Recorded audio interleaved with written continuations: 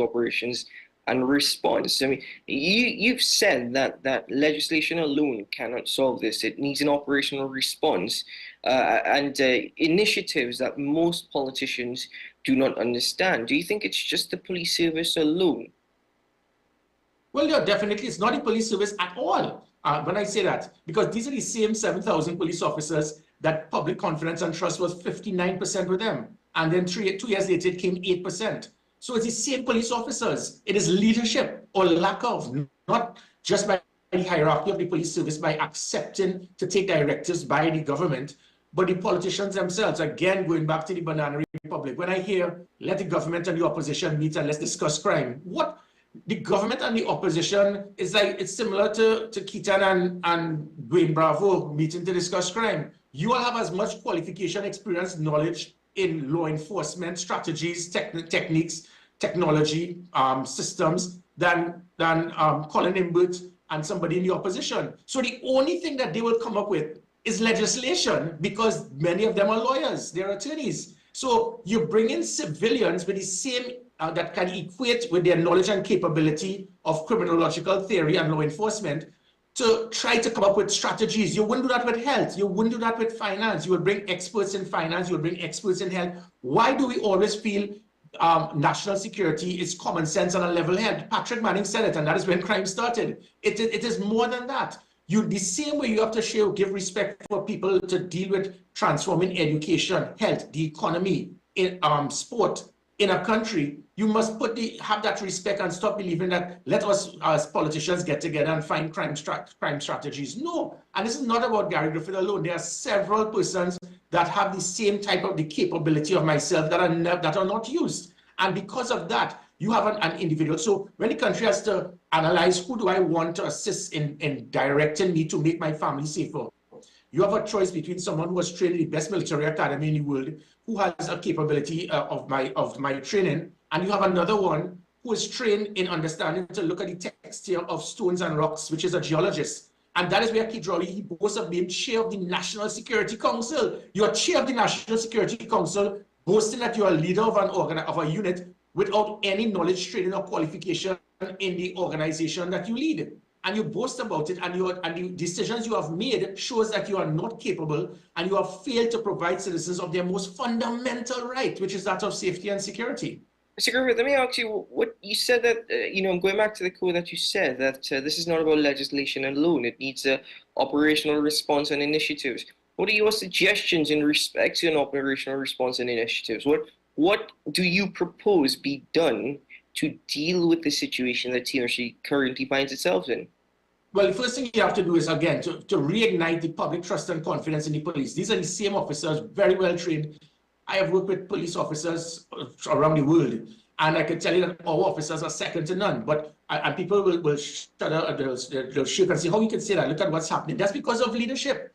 3 years ago, every police officer will be aware that if they abuse someone in a roadblock, within a few minutes, Gary Griffith personally will call them. Every police officer in a station will know at any time Gary Griffith may turn up there. Officers will have that degree of confidence to go into an operation because their commissioner of police will be there with them, regardless of where it is. That is the leadership by example we need, not for a commissioner to try to say, well, we need God as and make him an ACP to help us reduce crime. That is not how it is done. So the moral of the police service has totally been demoralized. The confidence that the public have and the trust in the police service has been shut down. That is why it moved from 15. It's when Rowley speaks about COVID. COVID didn't cause 59% public trust. In fact, everywhere else in the world, people trusted the police less during that period because of police abuse, manipulation, shirking their responsibility, absenteeism, abandonment of job.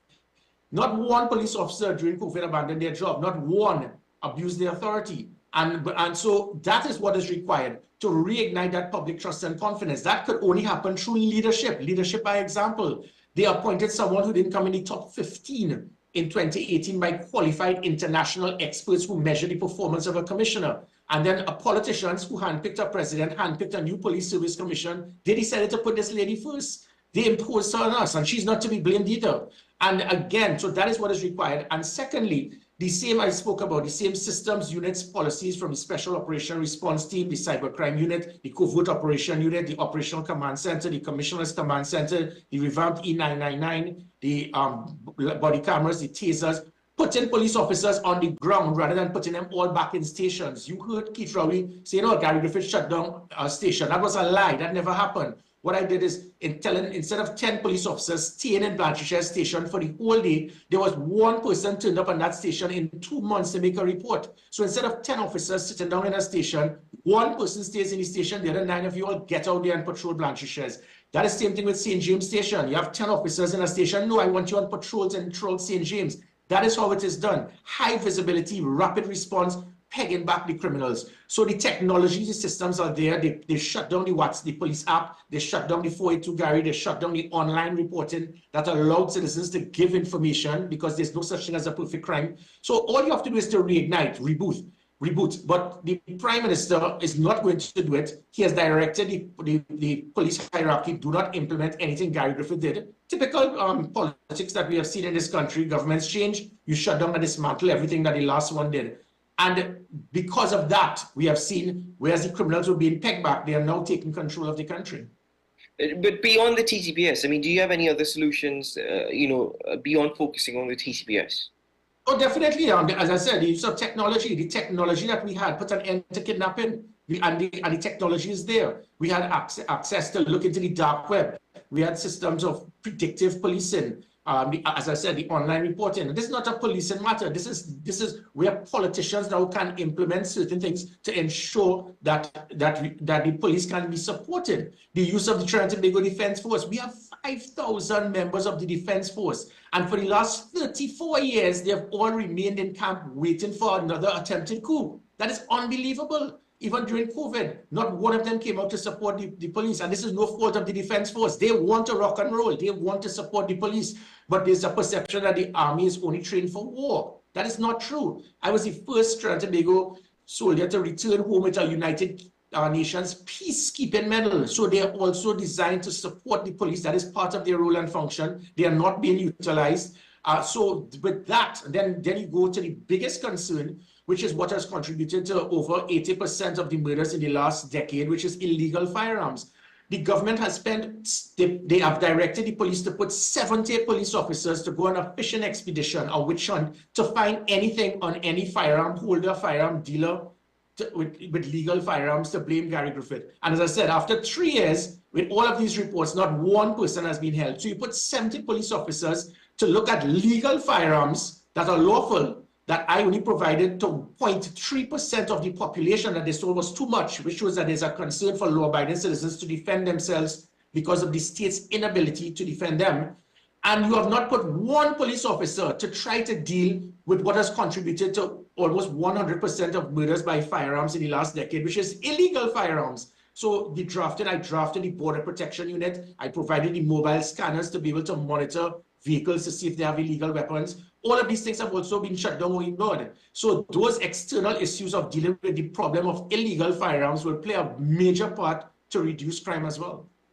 Now, in closing, you have been critical of the Minister of National Security, but in offering your services to the Prime Minister, you indicated that you don't even want the Minister of National Security to be removed, just to give you and your team the chance.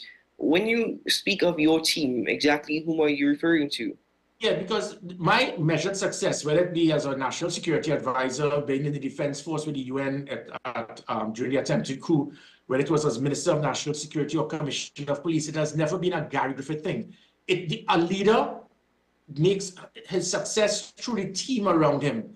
Sometimes we have many leaders who just want yes people, regardless of what I say. There have been several ministers that have come to me voicing their disappointment of this Prime Minister. This was the same Prime Minister who said he wanted 10 Gary Griffiths in cabinet in March 2021. And up to now, I keep saying it and you notice he stays quiet. Call me a liar. He said, I wish I could get 10 Gary Griffiths to fix this country when there was a problem with WASL. Because my leadership is not just about putting on camouflage and taking on criminals, and jumping over a wall in a single bound. No, it has to do with leadership of understanding. You don't know everything. You're not perfect. You must not have yes people around you. So when I spoke about my team, I'm talking about individuals who are powerful in understanding administration, finance, the legal aspect that transform the police service to put down over 90% reduction in police absenteeism from court, which was a major aspect that caused the criminals to commit the crime, knowing that the police officers will not be in court. But persons with expertise in technology, expertise in cybercrime, in fraud, and these were civilians as well. So, and they fired all 21 of them. So that is what transformed the police service. It wasn't as Gary Griffith was just magically turned a police service that was seen as corrupt to automatically getting 59% support. That is when I spoke about my team. Team Gary Griffith are persons with the intellectual capability. And I intend to do that when I get in government. I don't want yes people around me or people who just know me well. I want the best persons available. And that is how I'm going to transform this country. Not based on your political party card, but the best persons in health, education, the economy that is going to transform not just national security, but transform every aspect of life in the public sector to give the citizens what they deserve. So Team Gary Griffith, you are referring to are those 21 individuals who worked with you during your tenure as Commissioner of Police and then were dismissed? Correct. All 21 were fired. And as soon as they were fired, the technology went down. We stopped analyzing the dark web. The cybercrime went down. The expertise that we'd have seen in several different avenues were all shut down and dismantled. Police absenteeism went back up heavily with absenteeism because you remove the civilian attorneys that we were hiring that were very qualified. Now you go back to police officers, probably with a first degree, going up against a seasoned attorney, and they will win in that is defending their client. So all of these things, and that is what is required. And that was what happened to transform the police service. This is what Keith Rowley prefers. Fire everybody, shut down everybody, and now the country is drowning in blood. How can anyone be pleased? How can anyone say, I prefer this decision by Keith Rowley? Let me quickly add, I want to show an example. There's this movie, Silence of the Lamb. This guy, Hannibal Lecter, he was the biggest mass murderer. And the police realized, look, even if we communicate with him and talk to him, he might assist us in solving one murder or stopping one murder. That is leadership. But Keith Rowley, had Keith Rowley been the police, he would have said, no, that man. So regardless of how much you hate me, how much you think about me, if my expertise and guidance can provide to assist in stopping one blessed murder, you would have done your job and you would have remembered your oath in office. Keith Rowley has forgotten his, and the country must remind him on election day. Mr. Griffith, thank you very much for joining us on AM Prime this morning. Thank you very much for your time and for putting forward your thoughts and suggestions for national security. My pleasure. Take care. All the best. Take care. Ladies and gentlemen, we take a break here on AM Prime. We will return shortly as we continue our conversations with the NPTA. We will be right back.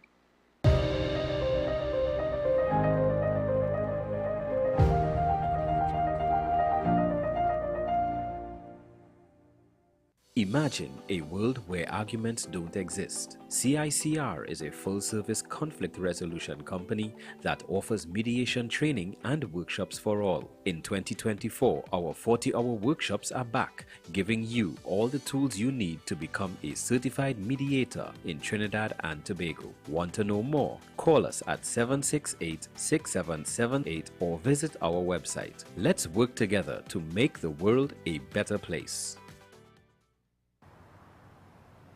Bill and Ruth fell in love with the Benjamin Moore color Dry Sage, but they tried to match it using another brand's paint.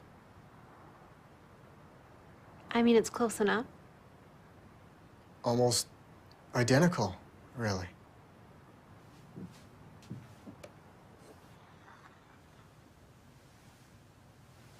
Yeah, there it is.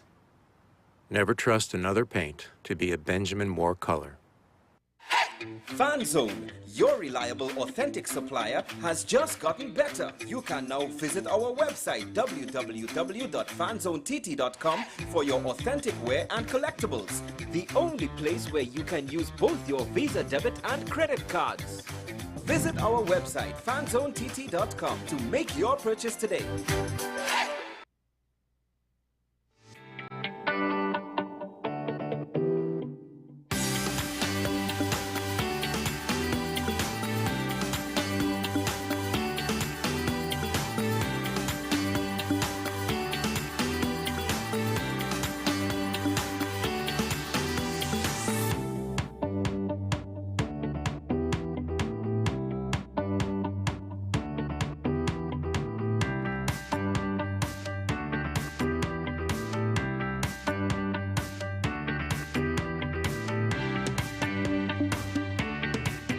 The home of Caribbean content is growing, and we welcome you to be a part of the #1 platform for young personalities who are driven to make a positive impact in society. As we continue to reach every corner of Trinidad and Tobago through our daily broadcasts, our social media pages, or through our 75+ digital billboards across the nation, contact us to learn about our competitive rates via marketing at wesncc.com or call us at 628-5835. WESN Content Capital, television with a difference.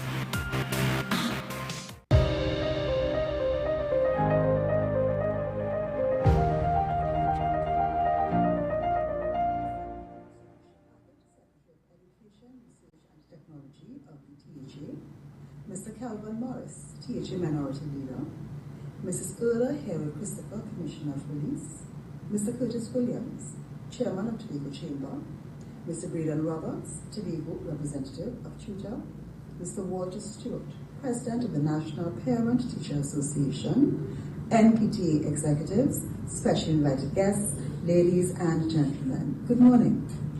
It gives me great pleasure to address you and extend greetings at this year's mid-year convention. The National Parent Teacher Association is one of the Ministry of Education's valued stakeholders, and therefore you impact profoundly on the education landscape in Trinidad and Tobago. Today you convene under the theme, Restore, Rebuild, Rebrand. And this encapsulates the journey that we at the Ministry of Education have embarked upon to achieve the vision of the ministry: modern, relevant, quality, and equitable education for all. Permit me to take you back a few years to our COVID-19 experience. 2020 was a challenging year for all of us. The global pandemic disrupted our lives, our routines, and indeed our education system did not escape. It tested our resilience, our creativity, our ability to adapt to unprecedented circumstances. But it taught us a very important lesson, that in every challenge lies an opportunity to restore, rebuild, and rebrand our education system to meet the demands of the 21st century and beyond. Achieving this goal requires our collective effort and a unified vision. And as the old African proverb says, it takes a village. The NPTA is a crucial part of this village. This unit bridges the gap between home and school. You continue to collaborate with us on several fronts. In fact, the relationship between the Ministry of Education and the NPTA has been consistently supportive over the years, and we want to maintain that positive momentum. It can only augur well for our children. Our shared objective is to create a system where every child has the opportunity to thrive and succeed. Our children's education and development are directly linked to the involvement and care that parents invest in their learning and well-being, and we know this. So working together, therefore, gives our children the best chance and the best opportunity for success. The Ministry of Education reaffirms its commitment to sustaining a robust, collaborative partnership with the NPTA. And to Mr. Walter Stewart, NPTA President, and his team, I thank you for your invitation today and for your continued support and commitment to a restored and transformed education sector. May God bless us all. I need to give much more of an introduction as I welcome Mr. Janice Thomas to the program this morning. Good morning, Ms. Thomas. Good morning. Thank you for the welcome. It's always a pleasure to be here. Well, thanks so very much for joining us. The endorsements and the continued support expressed by the Minister of Education there for the NPTA, focusing on restore, rebrand, rebuild. Yes, definitely. And that's why we are here this morning, specifically to talk about the partnership between all stakeholders as we work on our theme to restore, rebuild, and to rebrand. Indeed. Well, I believe in doing so that you do have a presentation, which is up on the screen, actually, what was up on the screen. I'll be back up shortly Okay. to share with us. But please go ahead. I believe that, yes. Go Yes, ahead. okay. Yes. So today we really, as I said, we want to talk and focus on the theme. We would have heard the message from the Minister of Education, and that really was a clip from our recent mid-year convention that we would have spoken last week's video. We want to restore, we want to rebuild, and we want to rebrand the NCPTA. I know we're familiar with NPTA, but it's really NCPTA. Our overarching goal is to ensure that every child benefits from the collaborated efforts between home and school. We can go to the other slide. Our mission is to promote excellent support for parents and youth through well-defined and coordinated programs that will enrich their knowledge, their skills, and competencies to transform society. Our theme for 2023 to 2024 is the 3 R's: restore, rebuild, and rebrand.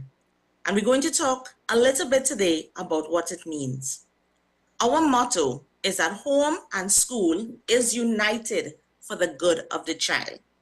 I'll repeat. The home and school is united for the good of the child. The NPTA serves as an engine that powers initiatives and activities directly affecting the daily issues that impact our children in education and their general well-being. The involvement of the parents and of teachers and of stakeholders, corporate Trinidad and Tobago community members serves only as the fuel that keeps that engine running effectively. But as I said before, it is all for the good of the child. We looked at restore, the 3 R's. Restore, rebuild, rebrand. But what does that mean? To restore, we want to return the NPTA to its foundational mission and to revive key elements that may have been neglected or deteriorated over the years.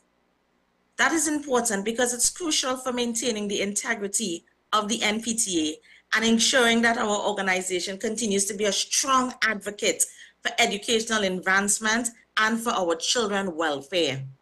Some examples of that is by revitalizing outreach programs that we would have had before that directly benefit our students, our parents, and our teachers. We want to ensure that we are reinforcing our commitment to act on everyday issues affecting our children's lives, such as safety, nutrition, access to quality education.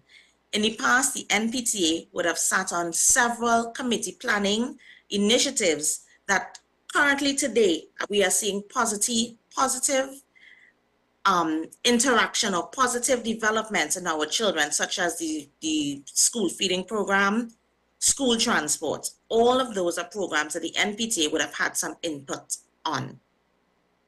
Then we talk about rebuild. That's the 2nd R.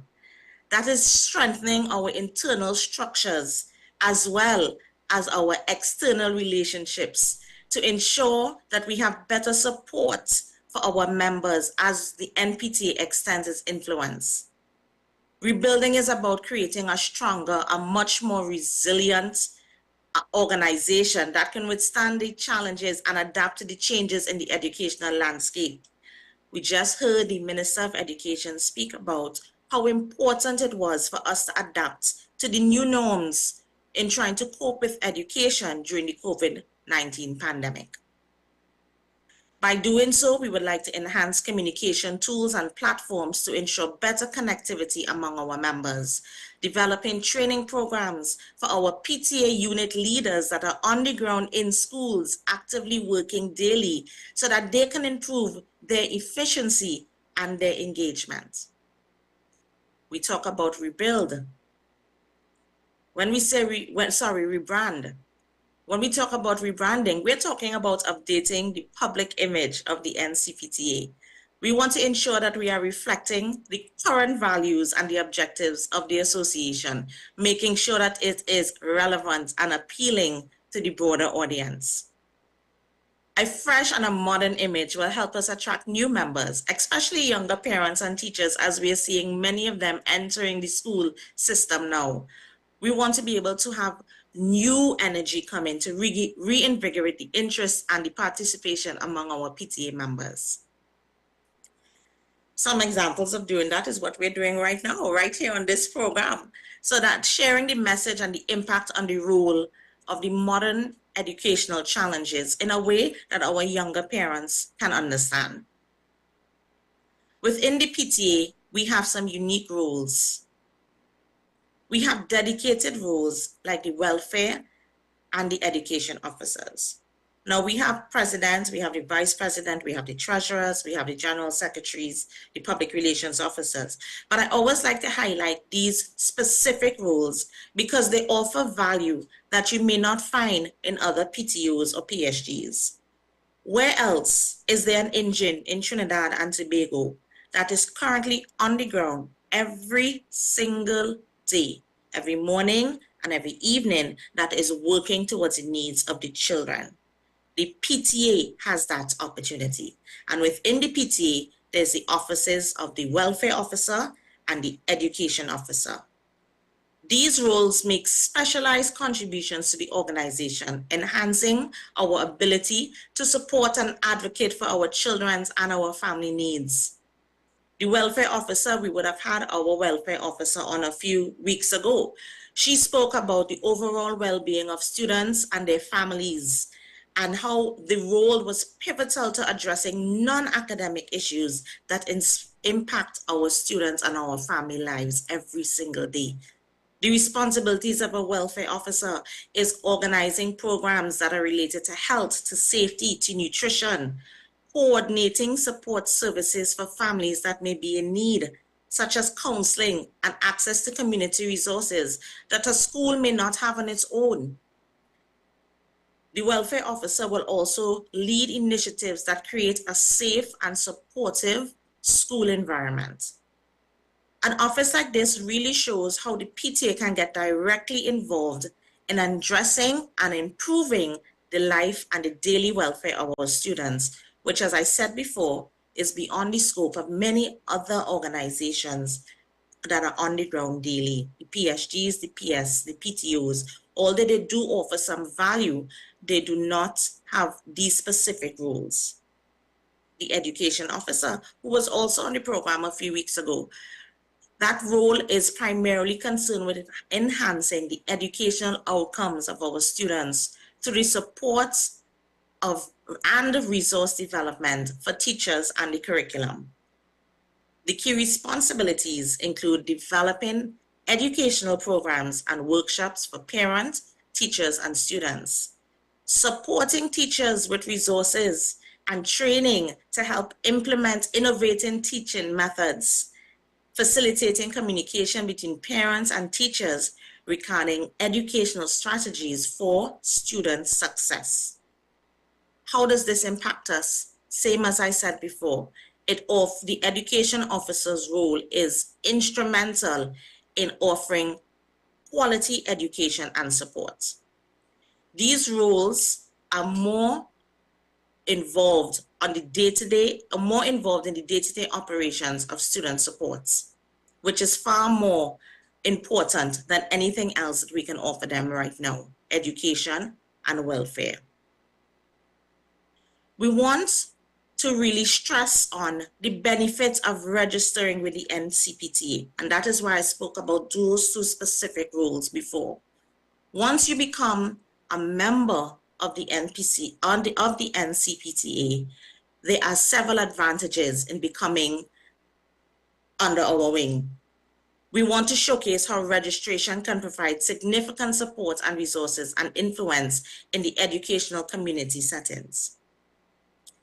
NCPTA membership grants access to a wealth of resources that can assist parents and teachers in various aspects of the educational community development.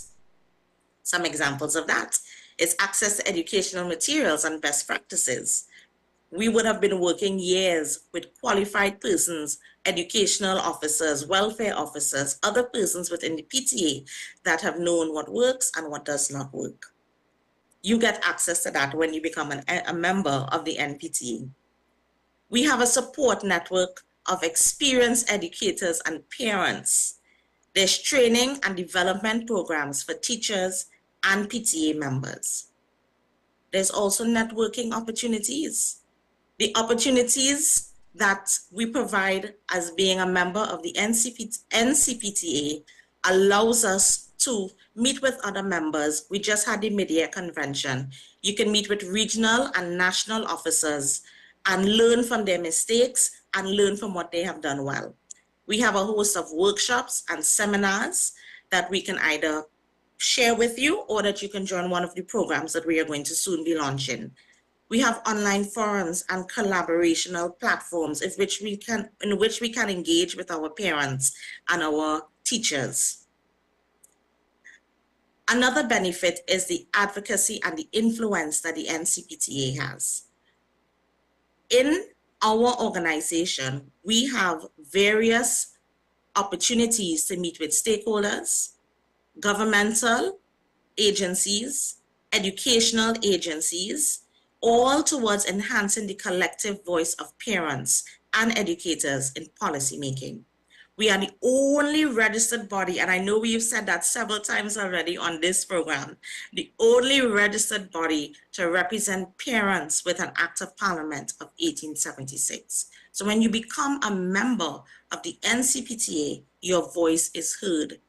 Once you are an active PTA member, you attend your meetings, you attend your general meetings, you're involved with the region, you're involved with the national, your concerns are heard and it is taken up by national officers when we meet with our stakeholders meetings.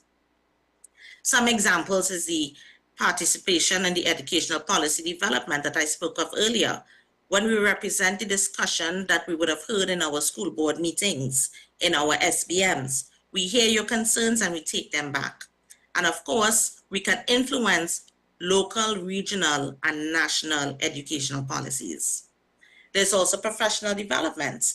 The NCPTA membership offers educators and parents the opportunity to grow professional through workshops, training sessions, leadership roles within the PTA. Some examples: leadership training, certifications, acknowledgements, and active participation. Each member has an important role in strengthening the PTA's missions through this active participation. What happens when you install a PTA in a school? There are some immediate benefits. There's increased parental support, enhanced communication, there's community ties. Long-term benefits are sustainable improvement in quality education. There's student success. Children perform better when their parents are involved. The school reputation is built, it's higher now because all the PTA activities and the collaboration is really coming to the forefront. So the brand of the school, the reputation of the school is much more well known. We would have already gone through the reasons for becoming a PTA, so we can pass over that slide. We know that we have 8 benefits in joining a PTA. We know that it's amplifying your school voice, harvesting volunteer parents, focusing on educational and well-being aspects of the school. We would have gone through all 8 of these slides already, so I wouldn't go on this slide much more. Schools right now in Trinidad and Tobago are contributing significantly with their PTAs towards the educational landscape within their schools. PTAs right now are on the ground working very, very hard. And the benefit is not only for the students, it's not only for the parents, but also for the teachers and the principals. Teachers are benefiting with professional developments, enhanced classroom resources. PTAs are working towards raising funds to make sure teachers have the tools that they need. Teachers benefit from parental support. Principals benefit from school leadership support, for the connections that a PTA can bring to a principal that he can share within his, that he can utilize in order to share the mission of his school, work on the mission of his school. And of course, there's the improved school climate. And we talk about corporate sponsorship. Why we need corporate sponsorship? Corporate sponsorship helps enhance educational opportunities as well as educational engagement and provides benefits also to the sponsoring organizations. For instance, benefits to school. There's enhanced educational resources. There's program funding. There's expertise and mentoring. So for instance, in program funding, corporations can fund or co-fund educational programs. The benefits to the corporations who are doing the sponsoring, they fulfill their corporate social responsibility. There's additional brand visibility. There's employee engagements. We have something that's, and I really want us to focus on this particular slide right now. Why we need to have corporate support so that we can carry on programs like this that is currently educating our parents on a national scale. We have something that's coming very soon. If we go to the next slide, I can't share too much information on it just yet because it's not yet launched, but this is a sneak peek. And here we are really trying to give back to our parents. And we want to use the collective power, the collective purchasing power of our parents and our teachers to be able to give some benefit to our parent body, to our membership. That's all I'll say now about this particular item that you see on the screen, but it definitely will require some corporate partnership. If you want to know how you can help, you can reach out to us on our social media network. You can send us an email.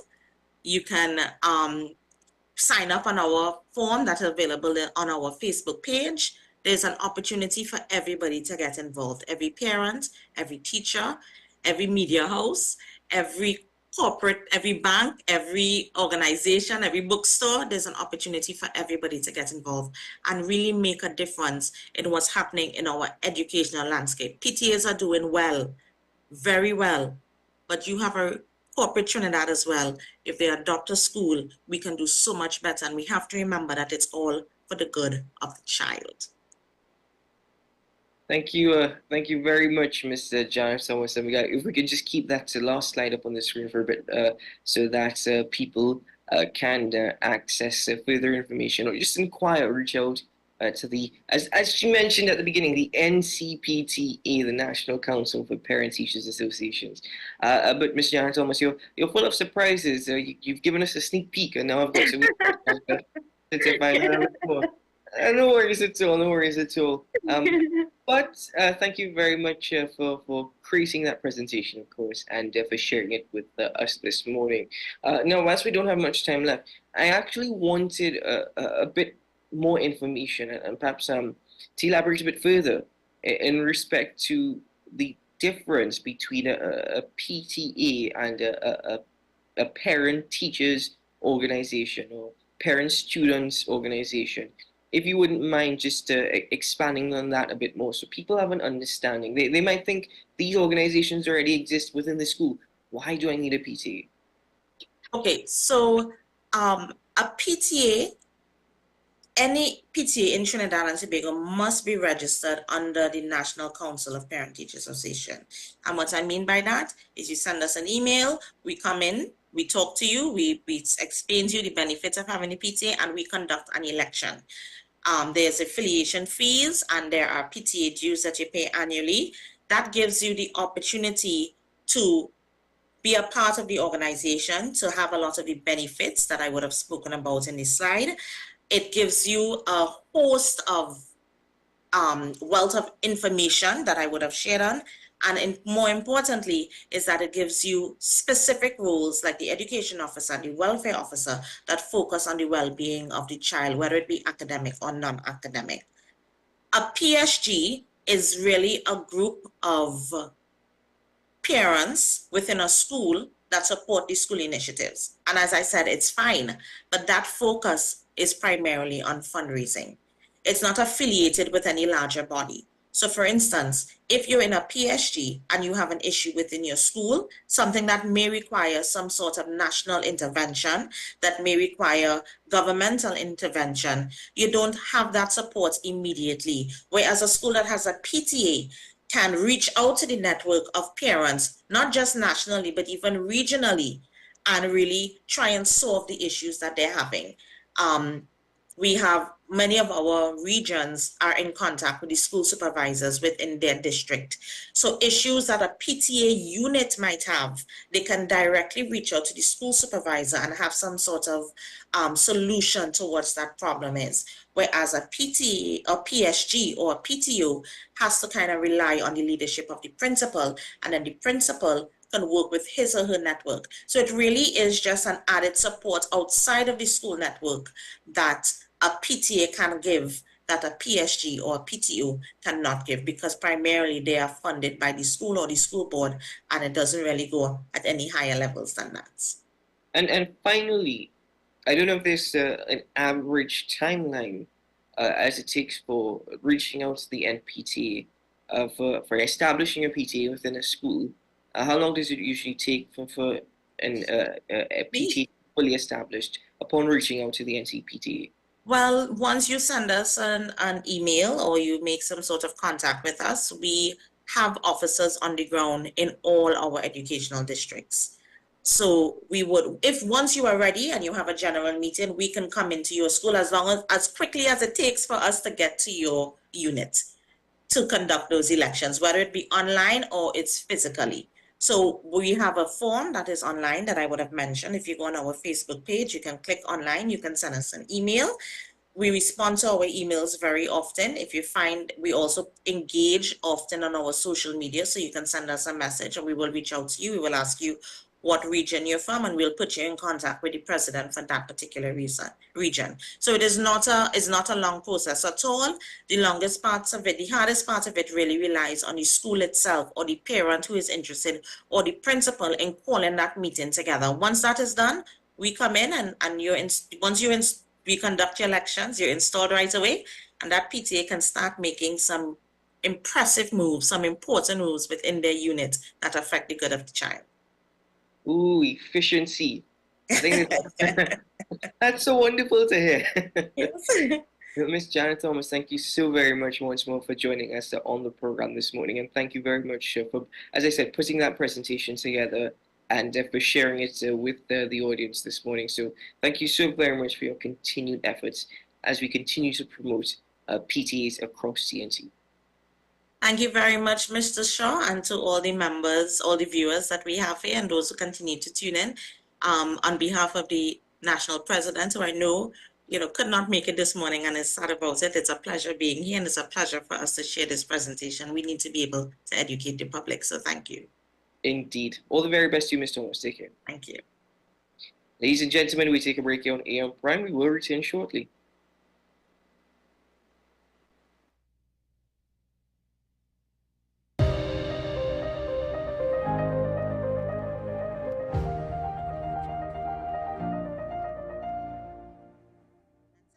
Imagine a world where arguments don't exist. CICR is a full-service conflict resolution company that offers mediation training and workshops for all. In 2024, our 40-hour workshops are back, giving you all the tools you need to become a certified mediator in Trinidad and Tobago. Want to know more? Call us at 768-6778 or visit our website. Let's work together to make the world a better place. You are watching Strictly Legal on WESN Content Capital. Just give an overview of what exactly is that split arrangement. In this, now you don't need to register nothing. You don't need. We can do that another time. But then it becomes a hit, and then everybody starts to want to claim. The laws that predate many of the independent countries' constitutions are going to be those colonial laws. We know there are an infinite amount of circumstances that would lead to a murder. I have a great idea and I have a great concept, but until it's actually expressed, it does not become intellectual property. Accomplishments or targets of a forensic accountant is to quantify what may have been lost. We believe we defend criminals and we manipulated the law and we exploited the system. A responsible journalist will reach out to the person who they have the information on for a comment.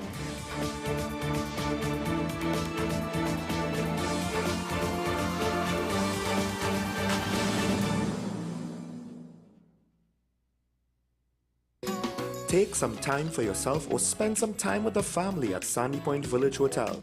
Enjoy our various studio and suite apartments, self-contained with their own kitchenettes and Wi-Fi. We also have our famous 100-foot swimming pool and our beachfront restaurant, the Steak and Lobster Grill. And our location in Crown Point puts us near the center of activity from the nylon pool to the local nightlife.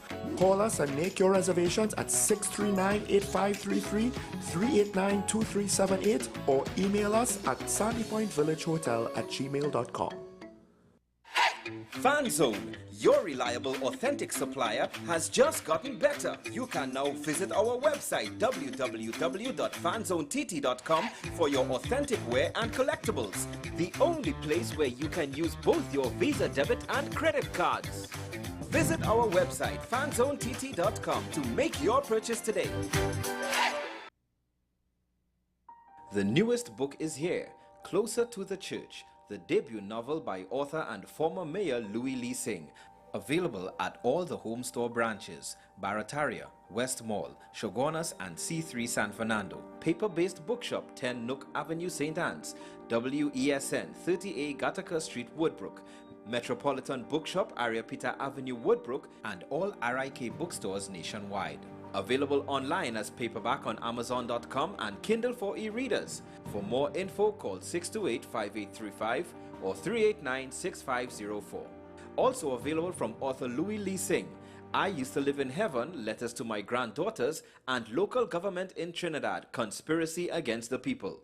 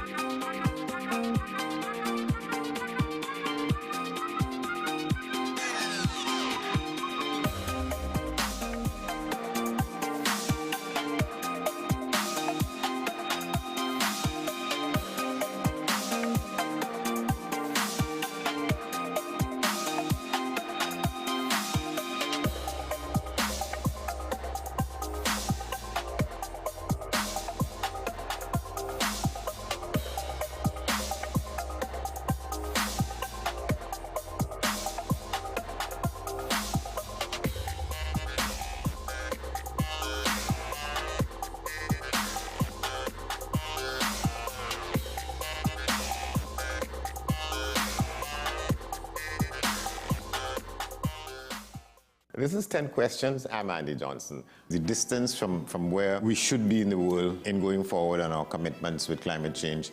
The effects of climate change that cannot be accounted for, it's called loss and damage. And we're seeing loss and damage happening so much more in this decade and the previous decade. The principal term there was this question of the correspondent banking issues. That is why we're trying to build capacity with this country here, Trinidad and Tobago, and other countries in the region. Man is not showing any signs of stopping or even slowing down. More than half of the forest in Trinidad is already gone. All the plants and all the animals and all of the nice clean water and fresh air and everything had to be on this planet for humanity to have a chance. We have small change when it comes to countries that can take decisions, and when they speak, the world listens. The General Assembly is a very democratic forum. And Trinidad and Tobago has the same vote as Canada, in spite of the obvious difference in size.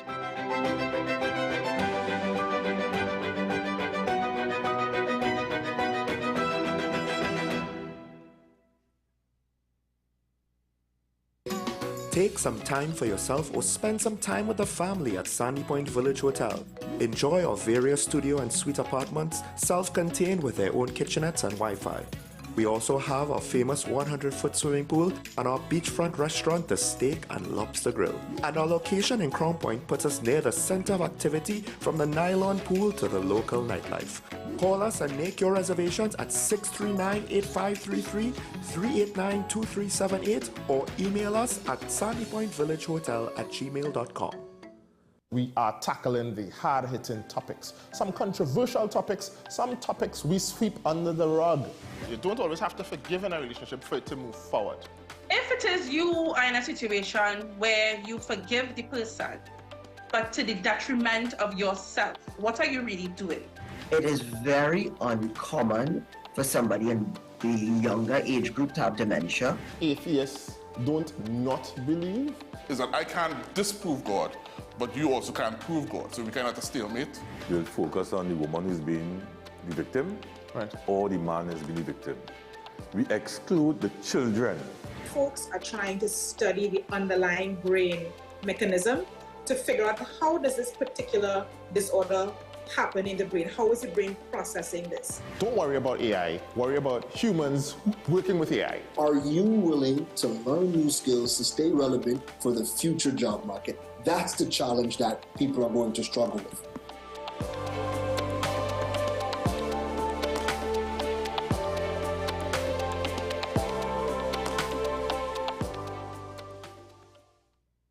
This is Face of Sports, WESN Content Capital. How you felt about the kiss on the lip? That's the business. I'm nothing to do with that. I find that was distasteful. The national senior team, whether you like it or not, that is the model for all other teams to follow. I'm assuming that the regional requirement may be a much stricter requirement. This is not about Pro League and Super League. This is a league run by the Normalization Committee that I'm responsible for. Nobody expected FIFA to fund this arrangement. If we don't get a professional attitude towards this, we are doomed for failure. You break the balance, trip the leg, control the body. They ain't gonna stand put forever. Why you want the Chiefs to lose so? Why you want the Chiefs to lose so? They already have two. Lamar Why? have. You're jealous because you know the Chiefs getting closer to the Patriots. Let's go to the last part. No, of the not no. Let's go to the last part.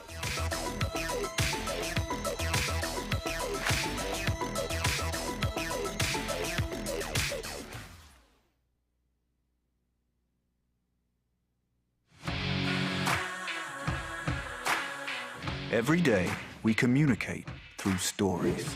Stories of ourselves, our challenges, our goals, our experiences, and our aspirations.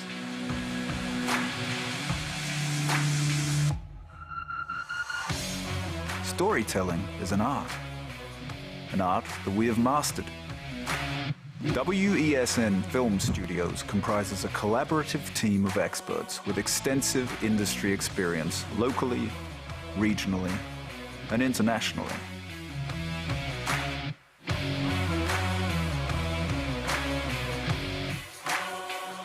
The ability of your business to successfully communicate with your preferred audience depends on the strength of the stories you tell. Your vision should be communicated in a high-quality, professional, and creative way.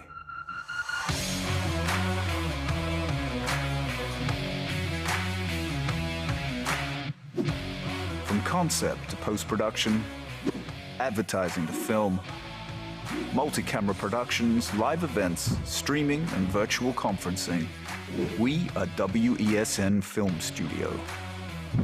Let your own unique voice be heard and your vision realized.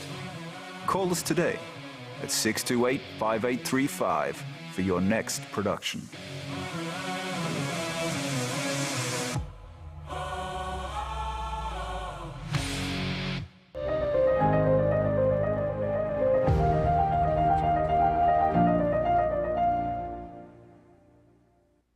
Welcome back to AM Prime, ladies and gentlemen. Thanks for being with us this morning. My next conversation focuses on finance and the economy. The Minister of Finance, Colin Impert, has said that the mid-year budget review is not a second budget debate. In fact, it's a report on revenue and expenditure here in TNT. Those were his words that he tweeted to his social media audience over the weekend. But in doing so, there always seems to be a lack of detail, which equates to a lack of understanding.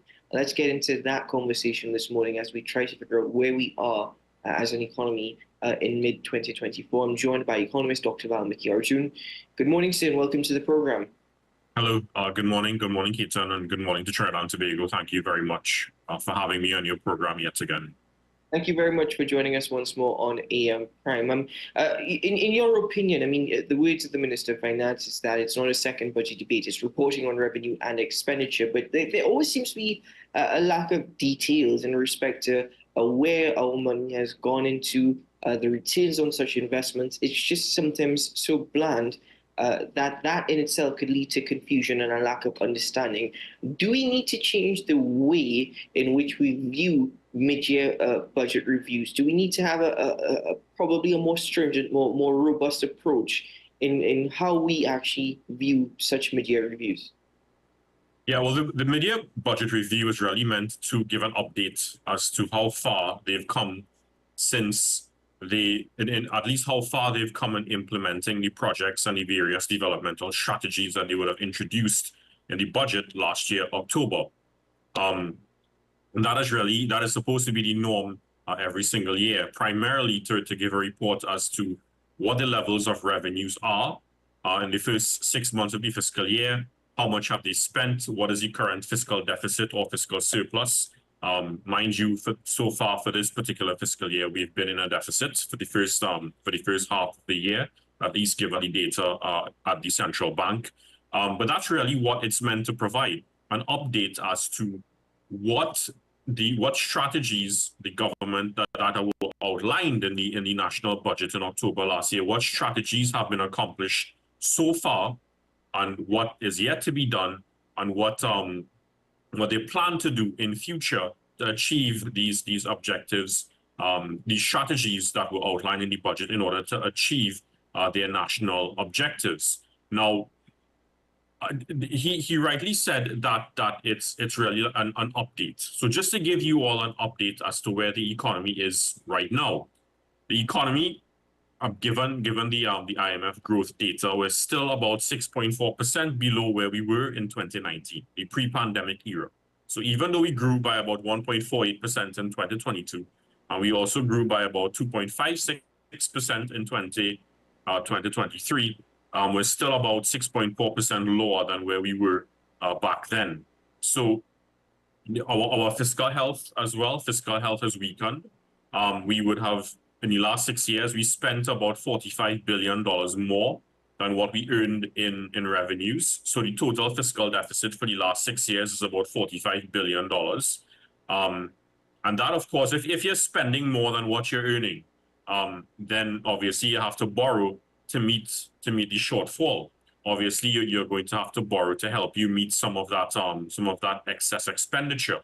So our total debt burden, the state's total debt burden right now is about $137.5 billion. What I find quite worrying, though, is that since 2003, the exchequer account has been overdrawn, has been in an overdraft. And just to give you guys an idea to what the exchequer account is, you hear the term the consolidated fund all the time from the Minister of Finance, from the government. The consolidated fund is what they use, what they tap into for money to spend on the economy to meet the bulk of their budgetary expenditure. And the exchequer account is the government's account for this consolidated fund. That exchequer account has been overdrawn since 2003, and right now it's overdrawn by over $50 billion. I think it's about $50.3 billion. That is a very, very significant overdraft. That is a very significant fiscal deficit. That's 20 billion higher than the overdraft in 2016, at the end of 2016. And it's, when you think about it, given all of these years, these successive periods of continuous fiscal deficits, continuously spending more than what we're earning, it's no surprise really that we've run up this overdraft to over $50 billion in 2023. And mind you, this overdraft is going to continue to grow once we continue this trend of having fiscal deficits. So why the fiscal deficits? We've seen instances of several years rather of lower hydrocarbon exports, lower hydrocarbon prices as well, but mainly lower hydrocarbon exports. Our oil and gas production has significantly waned. But it's not just that. We've been losing revenues. We've been losing foreign exchange. There's been capital flight, reduced foreign direct investments. and that has shrunk our foreign exchange reserves to about $5.36 billion. And a large chunk of our foreign reserves held, of course, at the central bank, a large chunk of that has been artificially earned, artificially propped up because of external borrowings and taking monies out of the HSF. Because, of course, when you borrow from abroad, we don't spend that money here because we spend TT dollars. So that money, that US dollars, has to be converted to TT dollars by the central bank. And of course, then when it's converted to TT dollars, they then take those US dollars and put it in the foreign reserve account. Same thing for the HSF. When we took monies out of the HSF, those funds can't be spent because it's US dollars. Those funds are not spent in US and in Trinidad and Tobago. So the central bank converts it to TT dollars, and those US dollars that they acquire is then placed in the foreign reserve account, so it artificially props up the value of that foreign reserve account. Dr. Chen, I'd just like to interject here for a moment because, I very much understand what you're saying in respect to the money that we are spending, and I'm glad that you've broken it down so that people have a better idea of where we're at. But in terms of revenue generation, to actually try and at this point repay our debts, it's not just a matter of propping up our economy, it's a matter of repaying the debts on the money that we've borrowed. Where are we in respect to revenue generation? Right, so we continue to really look towards the energy sector, as is the norm for our energy revenues. But for the first half of this year, the non-energy sector has really been the one earning the bulk or contributing the bulk of the revenues towards the state. So for the first 5 months of this year, just to give you an idea, the energy revenues earned would have totaled about $5.1 billion. And that is $7 billion lower than what we would have achieved for the same period in the last fiscal year, right? So for the first 5 months of the last fiscal year, we would have earned somewhere just over $12 billion in energy revenues. And of course, we are producing much less than what we would have produced in several years gone by. But the price aspect of that has not been that favorable to us in this particular year compared to where it was last year. So for example, we would have found out from the Minister of Finance last year that they don't use only one price for their to sell natural gas, to sell LNG. They use a basket of prices, and let's take, for example, one of those prices is the Japan-Korea LNG market, the JKM. That price would have fluctuated in the last year by somewhere between $38.73 at a high to a low of $19.02. And that in turn would have contributed to, or helped to contribute to, about 12.2 billion in the energy revenues for the first 5 months in the last fiscal year. Now, this year, however, for the same period, the Japan-Korea market prices, it dropped substantially. It went the highest it's gotten to is 18.59, and the lowest is reached is about, for the first 5 months, is about $8.12. So the lowest price in the last year was $19. The lowest price this year is $8.12. So that would have helped to slash energy revenues by as I mentioned earlier, by about $7 billion. But when you consider now and that's from the pricing aspect of of natural gas, of the LNG in particular.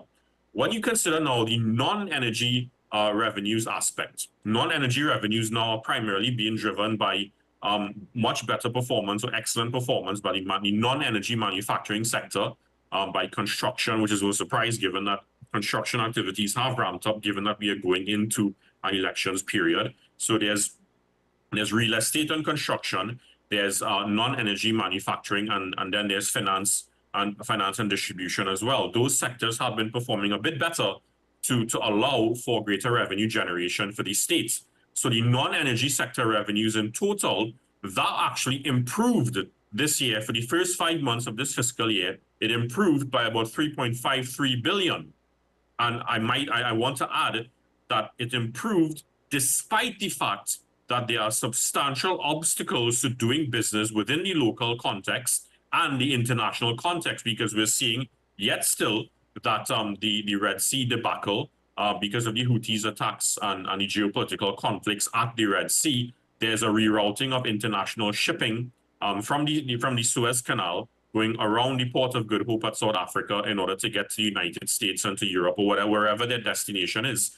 That is causing higher shipping costs, even for us here in TNT, and higher international prices, because when our suppliers abroad are facing these higher shipping costs and delays with respect to reaching, with respect to getting to their destination, they're of course going to bump up their prices, the prices that they sell to us. So even though our local importers, primarily the manufacturers, and also those that are involved in retailing of final goods for resale in the local market, even though they are facing higher prices from their suppliers and greater delays from their suppliers as well because of higher shipping costs, etc., the revenue streams, the revenue performance, at least for now, is still a bit encouraging. What about, correct me if I'm wrong, I believe previously you indicated that it was a positive thing that we saw government increasing social expenditure because it was necessary. But is that set to increase again? And does social expenditure also just show us where we're at as a local economy in respect to unemployment, for example? Do you expect social expenditure to increase? So social expenditure, especially when you look at what's going to happen in the next fiscal year, 2024-2025, the fact that we're going into an elections period, I do believe there's going to be increases in expenditure, and quite rightly so, social expenditure as well. Now, of course, social expenditure comprises things like the food card program, certain types of transfers and subsidies, these make work programs as well, like the CPEP and the URPs, etc. You're also looking at social expenditure in the form of the senior citizens grant, but I'm not sure if that is going to be one that they will be looking to increase. Again, it all depends on their flow of revenue streams. It's likely to increase, yes, so the overall social expenditure, at least some of these programs, they would likely, I do think that they would likely, in the coming fiscal year, at the very least, throw in some more money in that pot. However, they would want to be extra cautious, and I do think they will be extra cautious as to the manner in which they do so, given that the revenues, especially the energy revenues, are not likely to improve at all. In fact, given where production is at right now, revenue streams are likely to remain where they are, or even reduce by a bit going forward.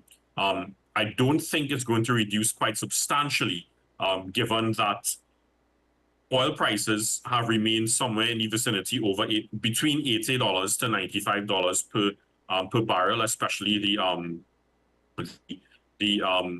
the Brent prices that we are pegged much closer to, and LNG prices. They could very well. There's a possibility of them increasing as the year goes by, or even as we go into next year, as these geopolitical tensions continue on, and as shipping delays continue to exacerbate, and as shipping costs continue to rise. There's quite a possibility of LNG prices going up. But given our production levels, it's not like our revenue streams, therefore, are not likely to allow for such a significant increase then in social spending.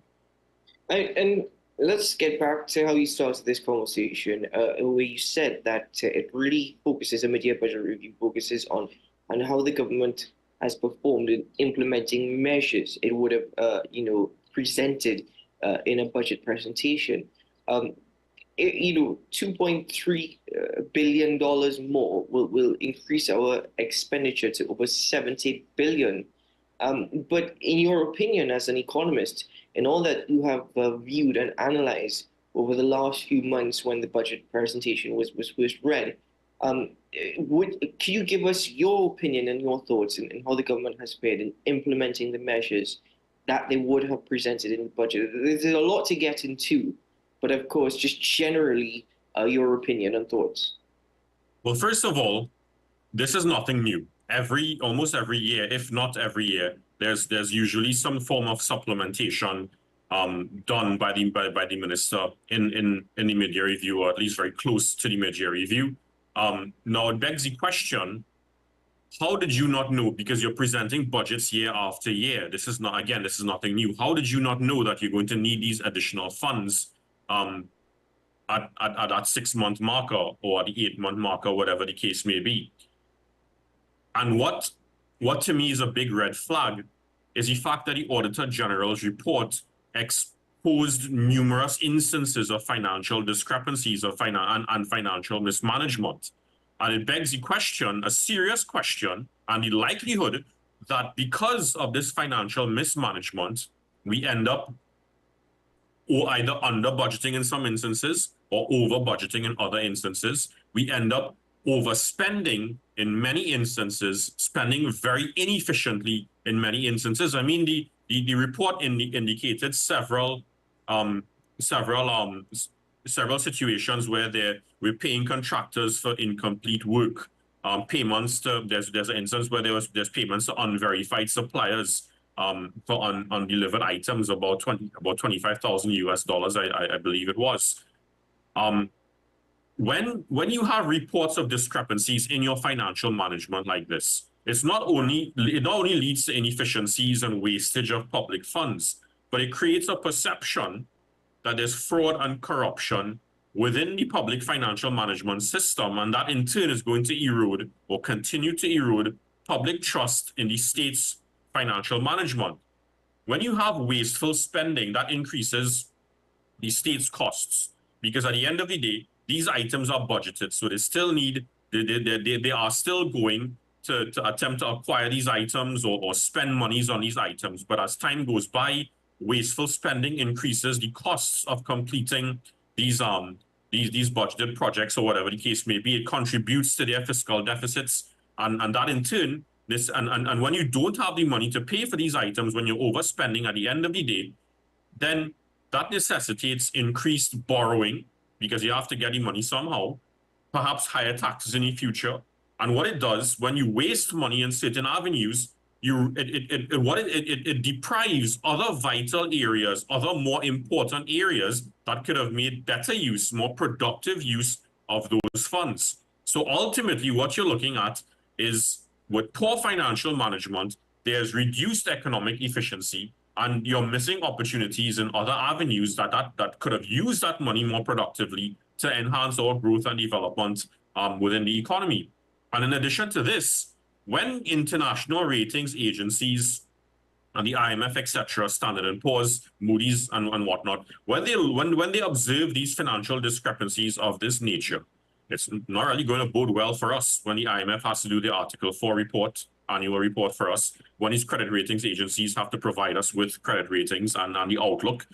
That it doesn't look well for us when they see the Auditor General's report highlighting these types of financial discrepancies. And I would also add, this is not the first time the Auditor General's report highlighted these types of discrepancies.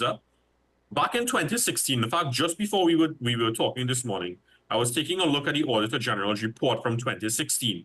That report also highlighted missing documentation, missing accounting information, missing financial statements from several areas, and highlighted the need for strengthening the internal audit system within the public within the state sector, within the internal audit system for public financial management, strengthening your internal controls, ensuring that you meet the regulations and the legislations that govern expenditure of state funds. That was clearly highlighted in the Auditor General's report back in 2016. We are in 2024. The Auditor General's report in 2023 is still highlighting numerous cases of financial mismanagement.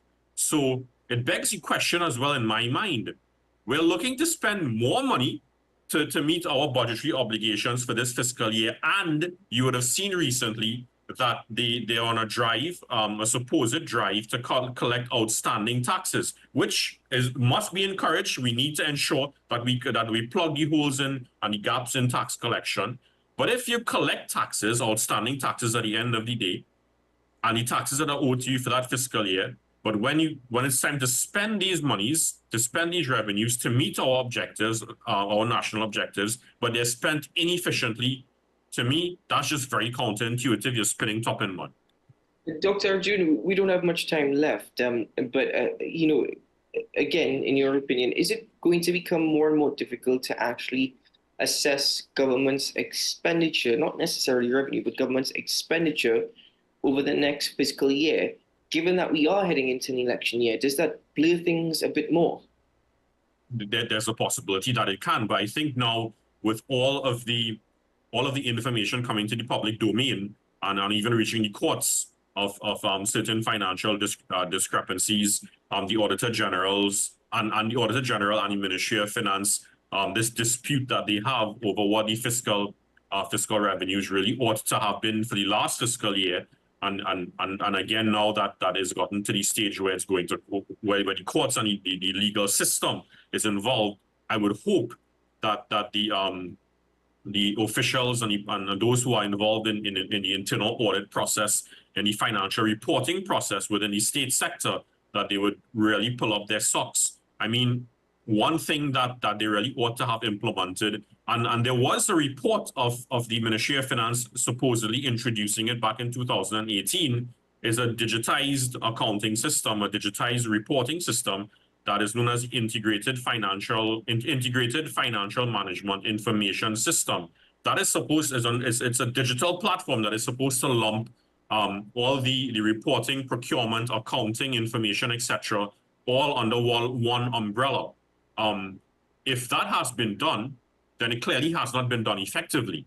And it needs to be introduced not just with the Ministry of Finance, but across all ministries and all state enterprises to facilitate better internal audit and reporting standards. We have established standards already existing. It's just really to follow them. And given the fact that even in another, I mean, I haven't looked at all the Auditor General reports, not by a long shot, but when I looked at the first one I pulled up back in 2016, that in itself showed discrepancies. It means that this is not the first time, and we've been doing this thing for many years now. But the fact that we've been doing this thing for many years now means that we know where the problems lie. So therefore, we know what to do, what to implement in order to fix them. But I should think and I should hope, given that we're going to an elections year and things are going to be under much more scrutiny, they're already under a lot of scrutiny right now, given that it's in the public domain. I should hope that those that are in charge of the reporting process do pull up their socks and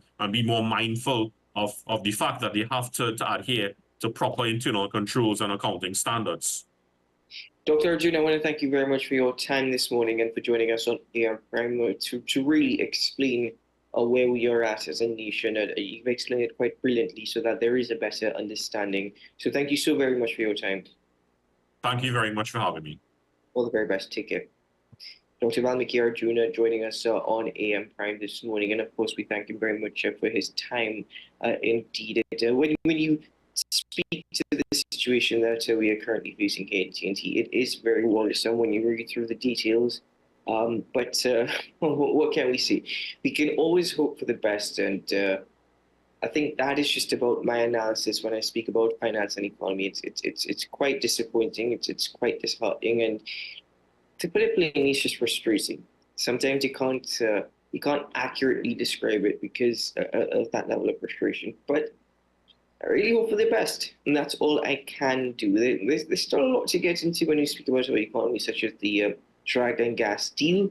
But for now, this is where we end it on AM Prime. So thank you very much to all my guests for joining me on the program this morning. Thank you very much for their time and for sharing their thoughts and opinions with us.